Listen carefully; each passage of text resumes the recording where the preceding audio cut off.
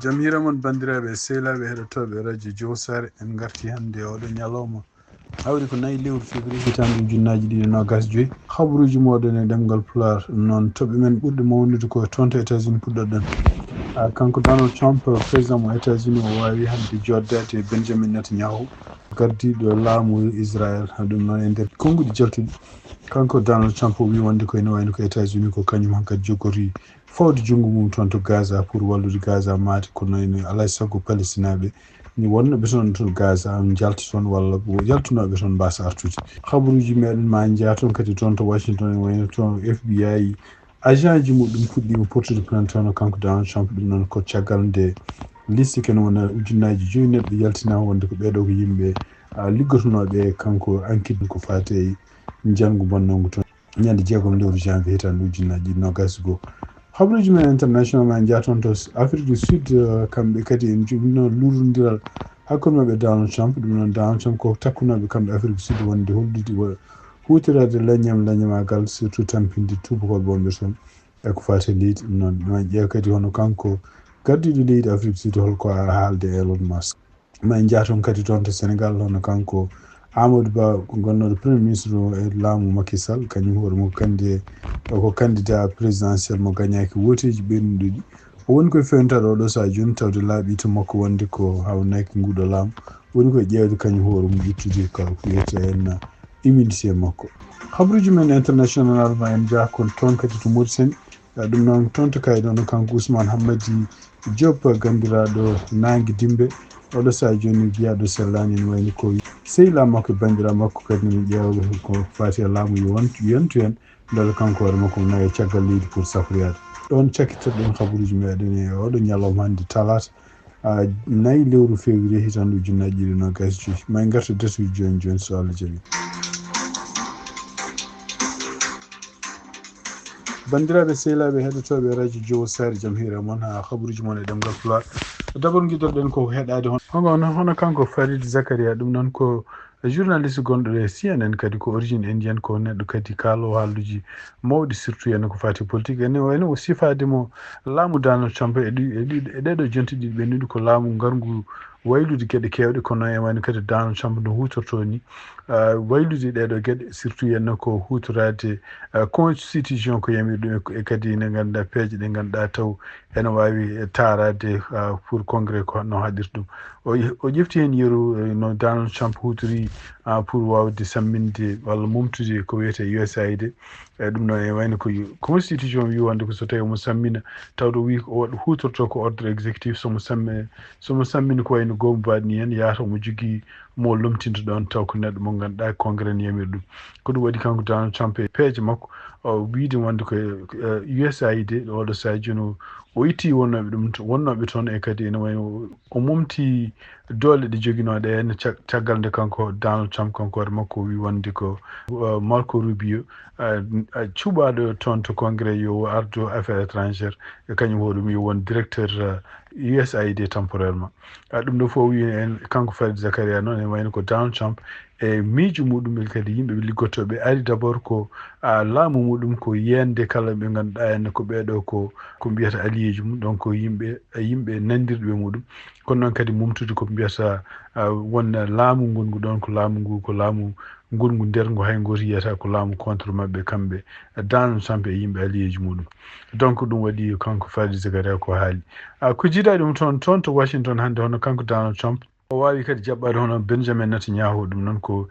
premier ministre mo Israël e nder konnguɗi kamɓe ɗiɗi ɗe mbaddi ɗum noon ko caggal nde ɓe jokkodiri e jeyndiyankoɓe ene wayno ko kanko Donald Trump o wi wonde ko ene wayno ko États-Unis kañum hoore mum kañum jogori hankkadi jogade fawde junngo mum toon to Gaza pour wallude Gaza no mahira e wallude Gaza kadi no woni nokku mo ganduɗa bawɗo wonde nokku nafo o ɗum noon e condition ngaji muɗum ko alay saago yimɓe wonɓe toon to Gaza ɓe taw ko Palestinaɓe ƴeewe nokku to goni ɗum noon ene wayno ko kanko Donald Trump ko haalano wi wonde ko kamɓe Égypte e kamɓe Jordanie eɓe poti yamirde wonde yimɓe wonɓe toon to Gaza Palestinaɓe jalta Gaza complètement mbasa pata nokkuji toon to Égypte e toon to Jordanie. ɗum noon ko haala ka welani oɗo saha joni yimɓe leyɗele arabeɓe e kadi hay yimɓe ɓe ganduɗa julɓe ɓe ganduɗa taw ko imameɓe wonnoɓe ɗo États-Unis sipportunoɓe mo kanko Donald Trump ɗaminade wonde ko so ari kanko hoore makko mo wallu haareji gonɗi toon to Palestine ɗi daji kono noon e wayno ko ɗum woni ko haali ko jiiɗa e ɗum kanko Donald Trump kadi ne wayno ko gila balɗe gadana e laamu makko wawino kadi firtude hadde nde ganduɗa kanko ancien président Joe Biden wonno pour won bomboji taw ko bomboji tedduɗi Israël ne hutortono ɗum pour bombude Gaza e bombude kadi Palestinaɓe to goni surtout nokkuji ɗe ganduɗa kamɓe Israël ɓe mbi ko gasɗe ɗe ganduɗa enne kamɓe Hamas ɓe gasno ɗum donc ene wayno ko kanko Donald Trump o artirino kaɗon mbawa ko wiide wonde Israël ne wawi hebde ɗiɗon bomboji o yamiri kadi Israël oɗo saha joni signinde won contrat ji walla hebde won armement ji walla kaɓirɗe ɗe ganduɗa kanko Joe Biden o haɗin ɗum noon fof ko gueɗe ɗe ganduɗa en ɗaminno saabu Benjamin Netanyahu e nder campagne o ko neɗɗo mo ganduɗa duwinoɗo wonde ko kanko Donald Trump yo artu e laamu ko nden kañumen ko en mbawa dañde ko wiyete liberté wadde ko beela toon to Palestine tugnade hande analyse uji CNN ko kaali kanko Donald Trump kadi nder kadi ko faama en wayno ko e oɗo ñalawma kadi 4 lewru février o mona signini kadi jamiroje goɗɗe ganduɗa yaltinde e États-Unis e kala ko woni gowmuji ɗi ganduɗa gonɗi e nder taw koye jimadi Nations Unies ɗiɗon gowmuji nene jeeyano no wani oɗo saha joni kala ko wiyete en balle patunoɗo toon to wallude Palestinaɓe réfugié ji fedde nde wiyeten UNRWA nde ɗon fedde nde ganduɗa kamɓe Israël ɓe mbi wonde ko yimɓe muɗum ne jeeya e waddunoɓe Hamas jeyanɓe mabɓe ñande 7 lewru octobre e nder ɗon fedde kadi ne wayno ko leyɗele kewɗe kañum koye mumen ene wayno dartinino balle mumen ɗi patunoɗe e nde ɗon fedde guila nden kono ene wayno kanko États-Unis oɗo saha joni wi wonde kanko ɓe mbatta financé e nde ɗon fedde kanko kadi Donald Trump kadi e nder konngudi ɗi haali kadi o wi wonde ko kala ko woni liggueyaji Nations Unies ko yahata taw ene sohli kalis kamɓe États-Unis ne wayno hankkadi ɓe jalte ɗum ɗo fof noon wi wonde ko maɓe gonɗon comme membre taw ko membre observateur kono ene wayno ko ala fof hankkadi responsabilité ɓe jogui ko fati Nations Unies ɗum ɗo fof noon ko kanko Donald Trump ko gueɗe kadi nde o haalno e campagne makko kanko ko o waɗa tan koko woƴi Amérique e kala kadi ko ganduɗa gueɗe ɗe ganduɗa en omo miiji wonde ko won pelle won ko wayno UNESCO en ko wayno kadi UNRWA en ko wayno kadi hay Nations Unies wonde won gueɗe ɗe mbaɗi taw ko gueɗe ɗe en ko contre États-Unis ene woni ko jalto hen e ñalawma yiyama yimɓe seppoɓe hewɓe ne gaari toon to yesso bureau gestion du personnel ɗum gomol gouvernement fédéral to pirde ko fate en liggotoɓe ko fate e bureau ji fédéral ɓeɗon seppoɓe noon ko doole hen kadi ko yimɓe ɓe ganduɗa en kañumen koye men riwtuɓe gueɗe ɗe ganduɗa kanko Elon Musk ɗe waddata e Trump ene segde ko wiyete yimɓe liggotoɓe taw ko bureau ji fédéral yimɓe liggotoɓe FBI e suuti kadi won pelle won surtout ko wayno USAID e ko wayno kadi kanko Elon Musk kadi yamirede moɗo saha joni kala ko woni gowmuji laamu walla kala ko woni agence uji laamu ɗi goɗɗi yo nannu hen yimɓe makko taw on wawa contrôle ɓeɗon yimɓe on wawa segde won yimɓe hen won yimɓe kadi ene wayno e sappoɓe en jeeyani taw ko yimɓe rewɓe walla taw ko ɓaleɓe kañumen koyemen mbi wonde ko siggu tan Donald Trump ko laami ko si babu Donald Trump hutorade ɗum wonde ko yimɓe liggotoɓe toon kala ko woni hen ɓalejo walla kala ko woni hen handicapé ko yimɓe yamiraɓe yo naat hen taw ngala qualification yimɓe ɓe ganduɗa natɓe ɗiɗo liggueyaji sibabu no kañumen koyemen mbiyete ko yimɓe DEI noon ko yimɓe wawɓe janggude walla wawɓe hebde liggueyaji taw kañumen koyemen jogui handicapé ko mbiyata ɗum koye ene jamiya e naat ɗiɗon liggueyaji habde ko wiyete discrimination ɗum noon o wi kanko debbo o ene wayno ko oɗo saha joni liggueyaji mabɓe kamɓe ɓaleɓe surtout en africain américain en e nder ko wiyete gouvernement fédéral walla e nder États-Unis hankkadi wonti wati kono waji ko mbiyata Jim Crow ko wadde kala ko wiyete ɓalejo ala droit wonde e nokkuji ɗi ganduɗa tubakoɓe gonata hande kadi toon to Washington e wayno ko ñalawma he kadi kamɓe yimɓe FBI e pelle mumen kewɗe ɗe ngannduɗaa tuppiɗi jeyaɗe e syndicat ji mbawi portude kanko Elon Musk e kanko Donald Trump plainte ɗum noon ko ɗum noon yalti kadi ko caggal nde kamɓe département justice ɓe mbawi fortude hon FBI yo rokkuɓe kene wona liste yimɓe ngannduɗaa ligginoɓe enquête aji patuɗe e Donald Trump walla patuɗe e janngu bonnongo toon to congrès ñande 6 lewru janvier hitandu ujunnaji 2021 eyi ɗum noon e wayno ko e wiide maɓɓe kadi ɓeeɗo yimɓe fof tuŋnade kadi ko kaalana dokka ko kayitaji yo kaal holko woni liggaji mumen holko enquitanno e makko e hol kadi ko bureau ji liggoton ɗum ɗo fof noon e wiide maɓɓe kamɓe Donald Trump wi ko wonde ko ɓeeɗo yimɓe fof koko sekata ɗumen sibabude kañumen koye men enquitimo kanko Donald Trump ko ɗum waɗi donc ɗiɗon agent ji e syndicat ji mumen jonen porti gouvernement fédéral mo kanko Donald Trump ardi kanko Elon Musk kadi ñalawma yiyama kadi mo wiya wonde ko kala galle jeyndiyankoɓe haltuɓe gueɗe ɗe ngannduɗaa ene jiita e makko joni o fuɗɗima addude sukaɓe taw ko sukaɓe tokosɓe sukaɓe ɓe gasnani ko mbiyata high school nannude ɗumen e gouvernement ji e nokkuji ɗi gouvernement fédéral wonno pour wawde ankidde walla wawde lomtade yimɓe ɓooyɓe wonnoɓe ɗon e ɓeɗon sukaɓe kadi ko taw ko sukaɓe ko wiyete won dollen ko mineur uji o wi donc ene wayno kanko Elon Musk kala galle jeyndiyanko jiya enen haala ɗum ɗon maw porte ɗum plainte ɗum noon ko haalluji ɗi ngannduɗaa en kamɓe journal biyeteɗo wayoɓe ɓe mbawino haalde ɗum e kadi eɓen continue ha hande haaltude ɗiɗon haalluji ɓe mbi wonde ko eɓe jogii preuve aji koɓe kaalata ko par ce que ɓe nganndi ɓeɗon sukaɓe ko yawroɓe duuɓi 17 walla 19 walla ni ko heɓani ɗon kono noon ko fuɗɗinoɓe liggade e compagnie ji makko kanko Elon Musk taw ko liggotono toon ko stagiaire uji oɗo sa joni en gaddani dokka responsabilité ji e gouvernement ji e agence uji fédéral pour ɗum ɗo fof wawde ankidde ɓeɗo wonnoɓe toon taw ko yimɓe ɓoynoɓe ɗon wawde ankidde ɗumen beele ne mbawa ƴewde holno peeje holno ɓeɗon ceekira